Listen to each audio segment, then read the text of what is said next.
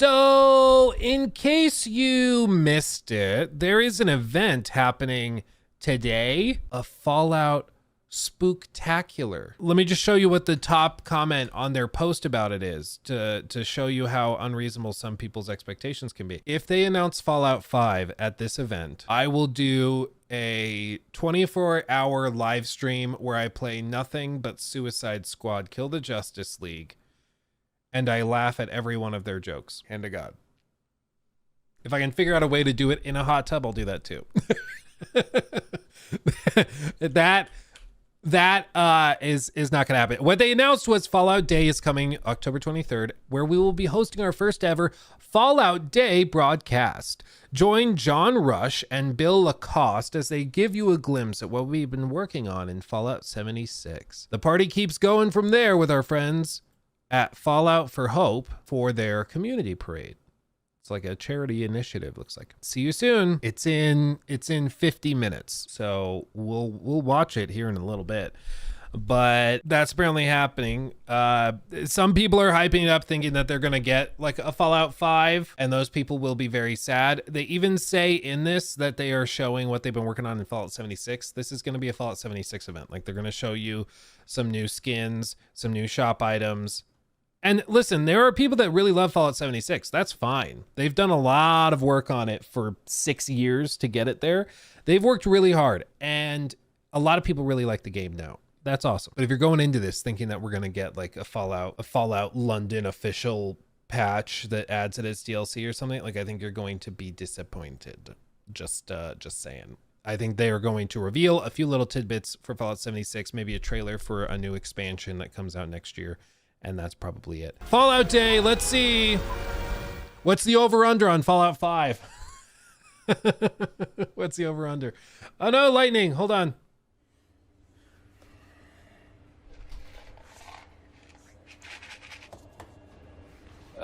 My relationships with my coworkers, it's a work in progress.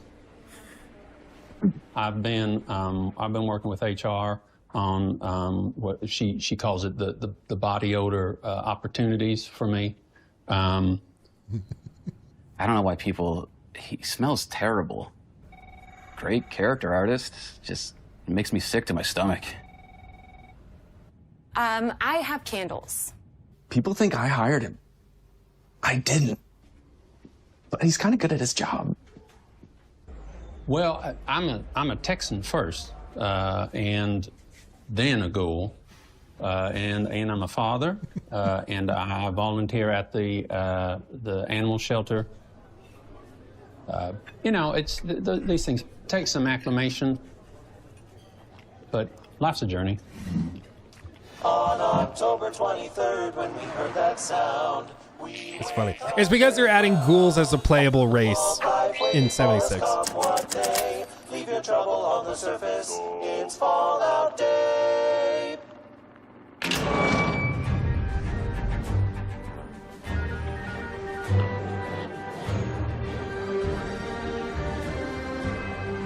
Hi, I'm Jess Finster, Community Director for Bethesda, and I'm so happy to be here in Bethesda Game Studios in Austin, Texas, welcoming you all to our first ever Fallout Day broadcast.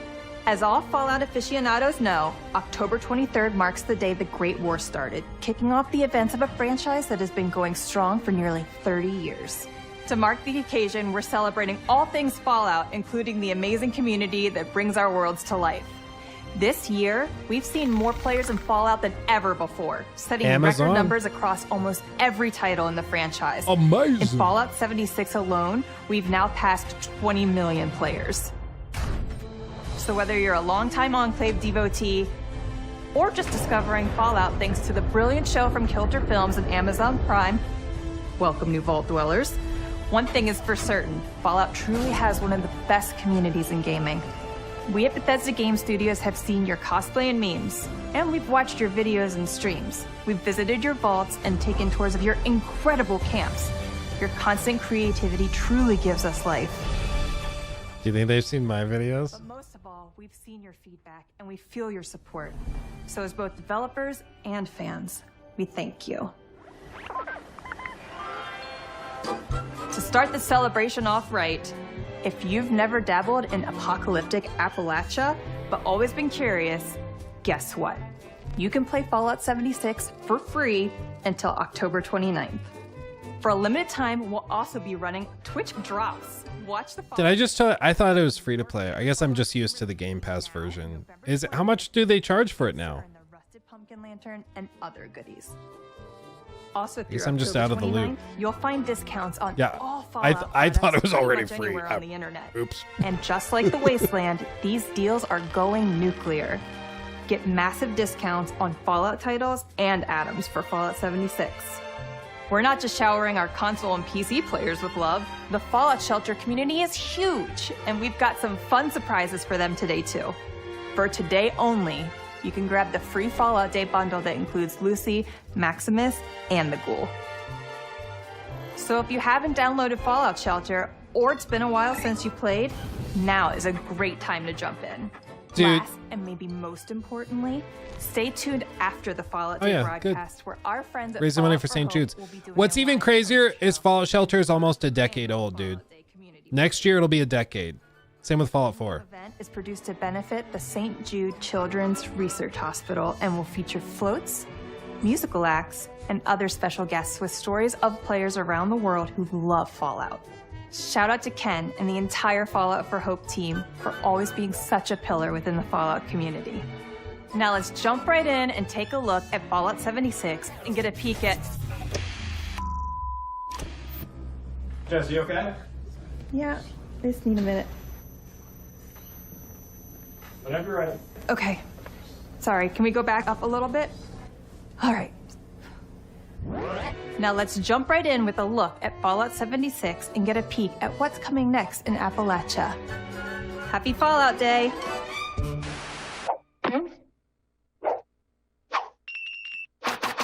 She's schooling. Yeah. They're having fun with it. It's cute. Let's just start by saying that Jess is absolutely right. There's no better gaming community than the Fallout community. We never could have predicted just how welcoming you would all make the post-nuclear wasteland. We love seeing how you cooperate with and support each other, including how you shower new players with gifts, set up rest stops with your camps along the road from Vault 76, and pack donation boxes with useful junk. When I first played the game, I came out of the vault and a super high level player just dropped a bunch of stuff for me, just like a bag of guns, and waved and ran off. You hear it from pretty much anyone you ask. As soon as somebody new comes out of the vault, there's gonna be I can attest to this. I had somebody come up to me and give me stuff. Like, people have been very nice. It's one of the bizarre things is the game is kind of built around the premise that players would be toxic and be like raiders and stuff, but there's some very nice people in there that just go in there and are happy to have people. Dropbox that is sitting outside of the entrance of the Yeah, vault it's just that I garbage they have to get rid of. Yeah. came full circle. Fallout 76 is a labor of love. We're hugely thankful for your feedback over the years because it has inspired some of the biggest updates since launch and has helped make the game what it is today. We've tried everything throughout over 50 free updates. Each one is only getting more wild, more ambitious, and obviously more Fallout. And we have no intention of stopping. It did something weird with my hand. From major content expansions like Wastelanders, which brought life back to Appalachia, To expeditions that took us to exciting new locales like the Pit and Atlantic City. and even to our latest major update, Skyline Valley, which gave players their first Appalachia map expansion and the means to run their own caravan company in Milepost Zero. And it's not just that. We're always considering quality of life features too. From free cam and camp building to one wasteland level scaling, a lot has changed in Fallout 76 over the past 6 years.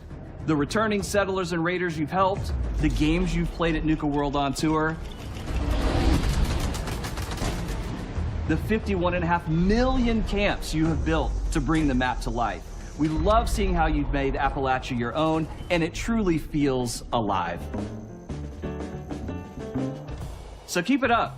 Tell us what you want to see. Shout it from the mountaintops. Or if you don't have any mountains nearby, just go on Reddit. Or Discord. Or send a messenger Brahmin. And join the public test server. We want to hear your feedback. Keep helping us make Fallout 76 the best and biggest Fallout game we can. We read everything on Discord and the subreddit, and it's really important for the process. So good to know. Please keep it coming. That's how we make the game better.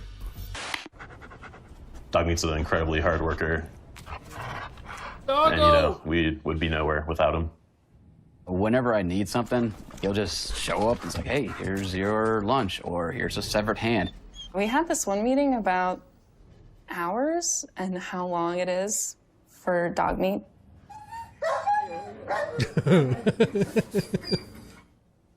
Really puts things into perspective. Okay, that was funny. That's funny.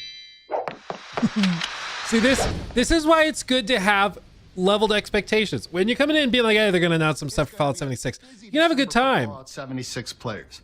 One update we've been seeing you talk about for some time now is finally coming to Fallout 76.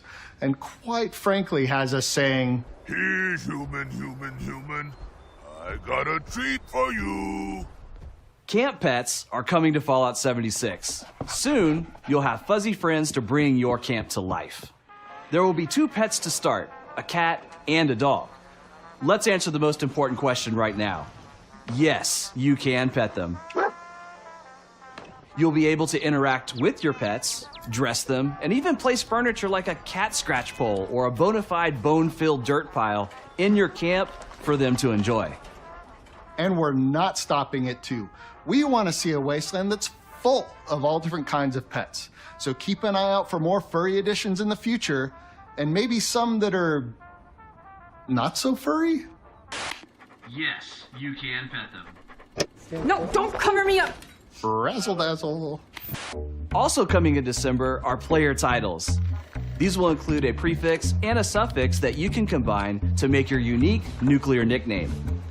I'm excited to see what kind of player title combination players are going to come up with. Midnight Bot Beater. Gulper Technician. Gleaming Raid Rookie. Scorched Sat Seer. Bloodied Adventurer. I play a bloodied player quite often, so it kind of fits with that. You'll earn them as a reward from doing anything from completing quests and challenges to defeating epic enemies. Now, if you're looking for something more irradiated, take a look at our next December update. Deep in the scab slopes of the ash heap, old scars are torn open when we introduce the Gleaming Depths. The Gleaming Depths is a sort of traditional MMO-style dungeon that should really challenge our endgame players. You get to battle through a gauntlet with your friends. If you're really looking for a cooperative experience, like a really deeply tied cooperative experience. This is going to be high difficulty content that's going to really drive our endgame users. The idea was born in a Bethesda Game Studios game jam, but quickly amassed an inter-studio cult following through the magic and wonder of puppetry. John's puppet has been a huge inspiration for us.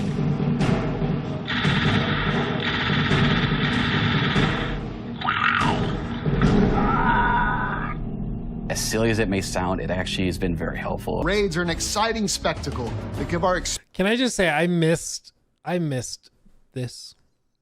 I miss E3 for a lot of reasons, but one of the reasons I miss it was for the just stupid, silly, cringe skits and stuff. Like, there's something about it that just feels so like 2013 gaming to me. And yeah, when we had it, we were all complaining like this should be more professional. But now I'm like, I kind of miss it. I don't like hearing about all the latest stuff with like with any game from a press release or from some corporate earnings call. Like I kind of like it when the teams are just being silly and cringy. Like it's fun. It's fun. Experienced players a new challenge to overcome. These are players that have been playing the game for years, level 300-ish plus. You'll need a tight, well-organized squad of up to 4 players, and y'all need to come well-equipped to even stand a chance at surviving the terrors within. The Gleaming Depths is home to an abandoned Enclave research lab where scientists were studying a phenomenon they call ultragenesis, the spreading of ultracite through the Earth.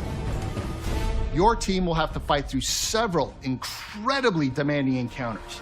And once you start, there's no turning back. You win or you die. The first encounter you'll come to is the Guardian. Think of it as a mechanized doorman, which is maybe a little too good at its job. If our heroes survive, they delve deeper into the complex and come upon a giant drill room. Part of the group will need to defend the drill from being ravaged by mole miners, while another part sprints through the nearby dark halls to gather the energy for powering it up. There's just one catch. The Stalker, an ultracite-crazed maniacal juggernaut who wants only to kill you. Good luck with that. Brave adventurers who outsmart the Stalker will next find themselves face to face with the tectonic trifecta of terror, Enclave Squad Epsilon.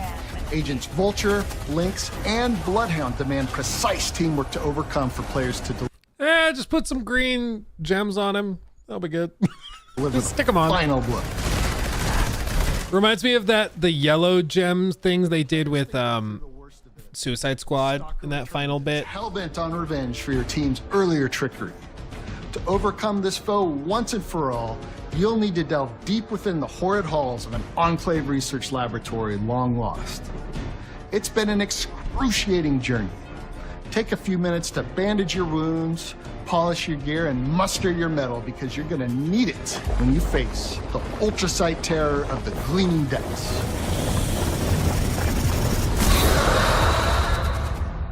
My favorite thing about the Gleaming Depths is the ultracite terror. It's definitely the biggest boss in Fallout 76, and it might be the biggest boss in a Fallout game in general. When you first see this thing, it is very intimidating. It is huge, and you're going to feel like there's no way around it. It's seeing people jump out of their chairs and flee in terror is always makes me happy. So before you even set off for the Gleaming Depths, you want to make sure your gear is up to snuff, because with high risk comes high reward, and these rewards are legendary. And what's more legendary than a 3-star? 4-star legendaries.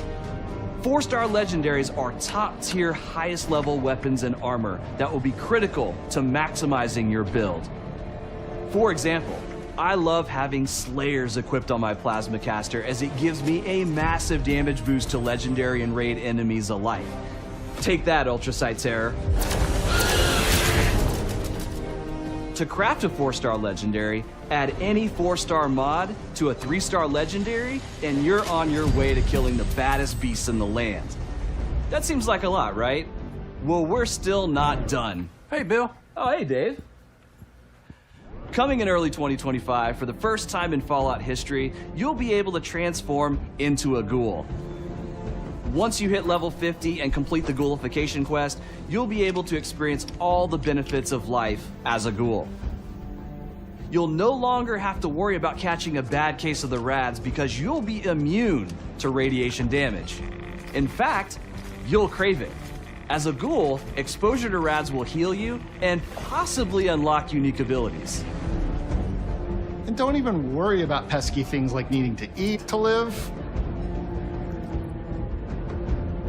Instead of hunger and thirst, you'll have a new feral meter to keep an eye on. Depending on your playstyle, you might even let yourself get a little wild, because going feral has a few perks of its own, such as turning into a crazed berserker hand-to-hand combatant who could rip the face off a Deathclaw. Players who choose to live life as a ghoul will also get access to a suite of ghoul-specific perk cards to use in addition to the existing human perks. This, coupled with a ghoul's immunity to rads, will open up dozens of new playstyles for players to experience the Wasteland. But being a ghoul isn't easy. Yeah, what's Ghouls the get a downside? bad rap, and many NPCs and factions like the Brotherhood of Steel won't take too kindly to your new look, even if you do have a fancy new hairpiece. What does it mean to become a ghoul? Does that include new abilities, new perks? Real quick, I'm going to put this in chat and pin it. I want to know from you guys, what are the odds that that ghouls are playable in Fallout 5? What are the odds? Do you think that they are going to be like a class or like a build you can do, or do you think that they just don't do it and pretend like they didn't see this? I'm curious what you think, because like, to me, I'm like, oh, it's so obvious. Add that. If it's in the MMO, it should be in the single player game, but I want to know what you think. We'll look at the results after. Options that will take place, for example, the Brotherhood of Steel, who do not take kindly to ghouls. It'll be cool to see like ghoul parades and ghoul camps and ghoul friends. So one of the new perks that are coming up with ghouls, which I think is my favorite, is called Battle Genes, which is a perk that will activate as soon as you're in battle, that will heal the ghoul because you're feeling the adrenaline rush, you're training for battle, so your body is getting ready. For ghoul players who still want to complete storyline quests with factions that normally wouldn't ally with a ghoul, there may be a way to fool them. And if it turns out being a ghoul just isn't for you, players will be able to revert back to human. But come on, don't you think Smooth Skin's a little overrated? This update is something we are very excited to get into your hands, and we'll have more to share in the coming months. I mean, it sounds to me like everybody's just going to play Ghoul. I don't think there'll be any people above level 50. I think everybody's going to go Ghoul. I think as an artist, I will always put myself in my art in one way or another, and that's something I really enjoy, making the Ghoul characters. I had talked to John about maybe expanding onto other things, but he really felt that was kind of, you know, my zone. He said that was a way for me to speak my truth through the art, so that's what I like to do. Well, before we say goodbye, we wanted to say thanks again to all our fans that played our recent map expansion, Skyline Valley. Looks like I've got some research to do on an upcoming feature. Fishing.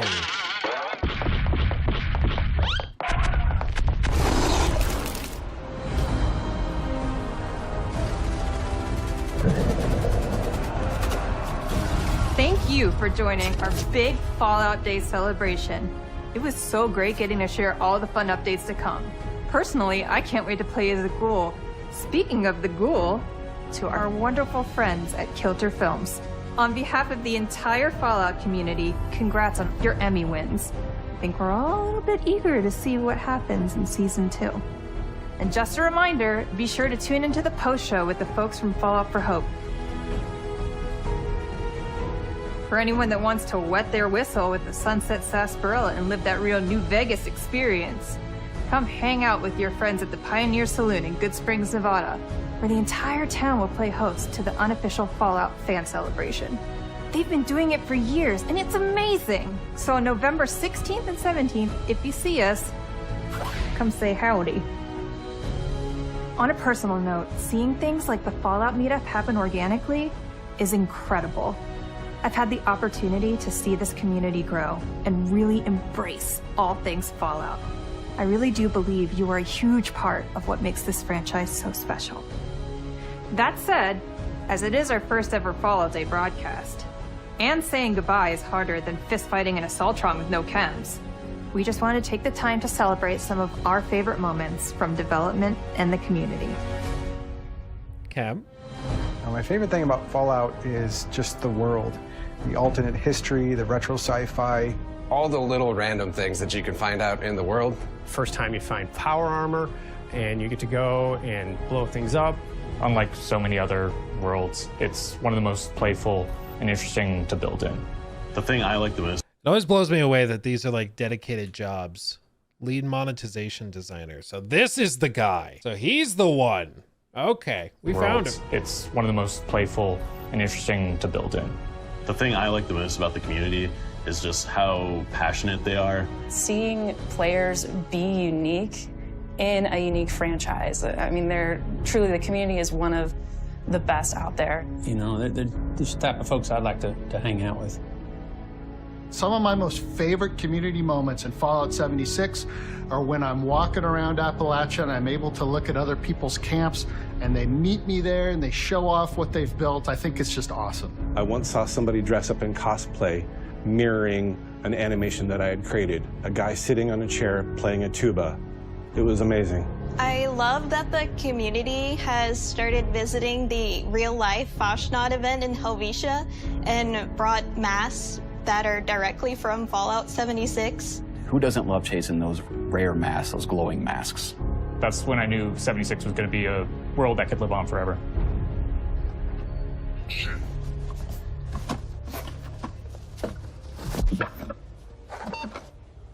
Stay true, citizen, for the Brotherhood.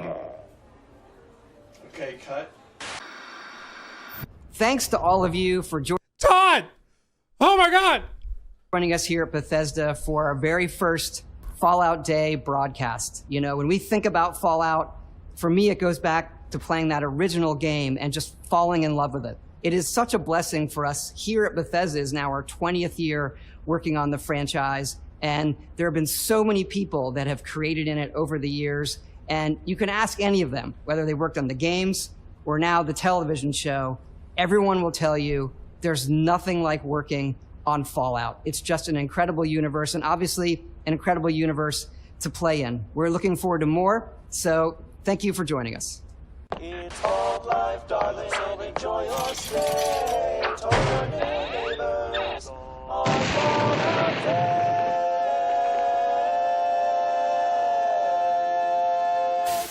Hit the candle. That's it. So what do you want to bet that people are freaking out that they didn't announce Fallout 5? Oh, is the chat dead? Yeah, it's dead. Bummer. I want to see what they were saying.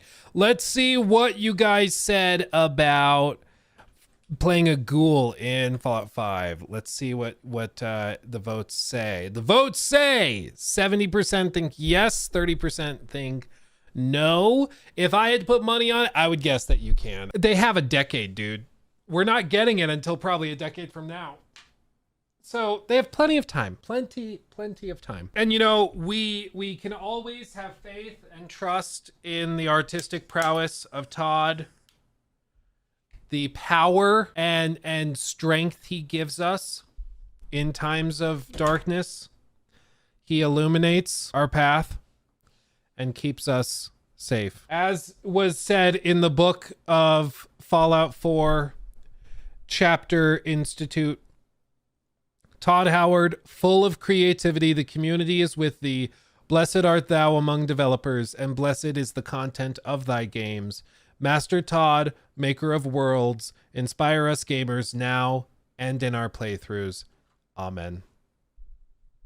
Amen. Praise be. Praise be. I mean, there's no real surprises in that like I said during it, I miss the age of E3 because it was always kind of cringe. There's always kind of stupid skits, and it was always just kind of silly. And, you know, you got some stuff that was fun, but you could tell the devs were having a good time. And I feel like that is something that's kind of missing in the modern industry. I think that's why there's so much, like, I don't know if it's just toxicity or if it's just cynicism or whatever, but I feel like we've kind of lost sight that a lot of this is supposed to just be fun and silly. Like, we're talking about video games, for God's sake, people. Like, this is supposed to be a fun hobby. It's not supposed to be a miserable thing that makes us sad or stressed. Like, you should be having fun. Even if Fallout 76 isn't for you, like, am I gonna grind to level 50 to play as a ghoul? Probably not, but I can see how members of the community are probably super excited for this update, are probably having a great time, so long as they weren't falsely hoping that they would get like Fallout 5, in which case they're gonna be bummed. But I miss the days when we could just get those game reveals and it's just fun and giggles and laughs, and, you know, not everything is going to be a hit, but I do miss those days. And, you know, this, with proper expectations, I think was a pleasant time, a fun little romp in the Fallout hay, and I'm okay with that. I'm happy with it. He took my thing.